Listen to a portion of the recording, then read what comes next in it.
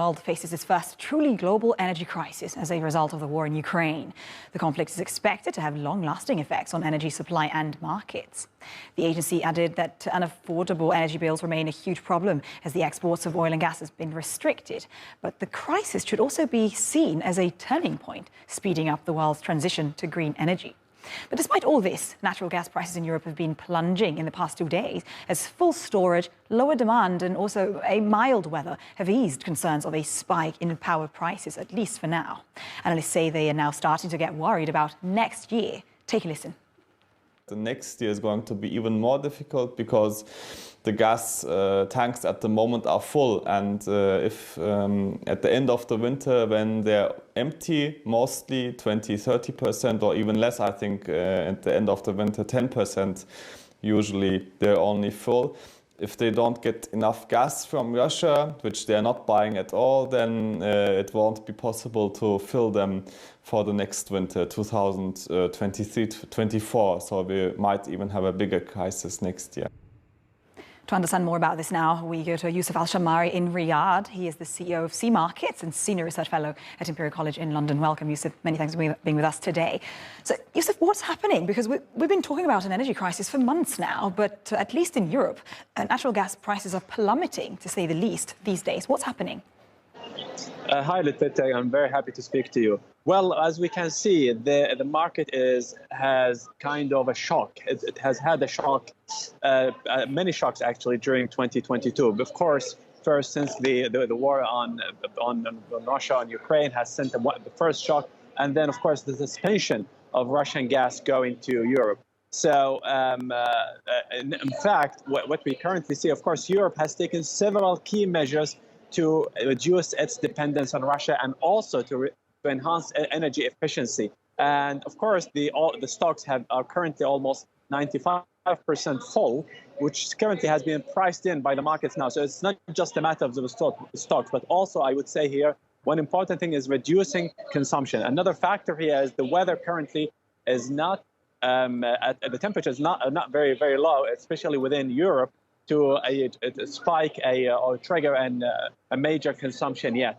So I would say prices are certainly better than the shock that we saw a month ago. And certainly one important thing here is not just to rely on the stock, but also to improve efficiency of consumption. Of course, in Germany, the industrial consumption is very much reduced. France has turned out all of its nuclear power plants. And also, we've seen also even some coal plants are back in operation. So all these factors have certainly contributed to the decline in price of gas that we have seen. One important thing also I would like to mention here, which is always too much high prices will lead to changing consumer behavior. And that's what we're seeing. Because an excessive rise in consumer prices to 300 or more has led consumers to change in their behaviors and try to search for alternatives. And that's another reason why prices have declined further. Certainly, we need to be careful as we move towards November, December, and even beginning of 2023. And one important thing that we have to bear in mind here is how the war between Russia and Ukraine will develop. Of course, and these are some political discussions, but if we see kind of a peace deal within 12 months period, certainly that will also have another knock-on effects on prices of natural gas within the next 12 months. Absolutely, Yousef. And very quickly on this, I mean, some analysts say we are actually okay for this year. We have full storage for this winter. Now we must look at next year and next winter and actually hedge against that risk. Isn't it too early to tell, do you think? No, I don't think it is just too early. But if as I just mentioned, we need to improve the efficiency of consumption. And certainly we don't know what the temperatures will look like, perhaps. But if we look at, for example, at the temperatures somehow similar to what we saw last year, then perhaps prices that can certainly kind of react to that.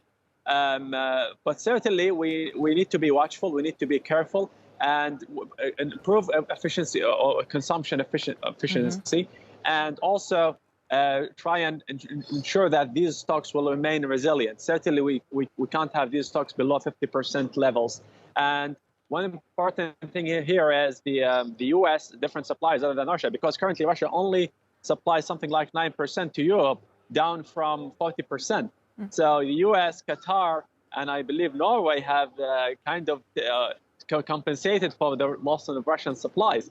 So even we need to continue, these suppliers need to continue as their backup support to the European continent. And I believe that will maintain stability in the markets as we move towards the Q1 of 2023.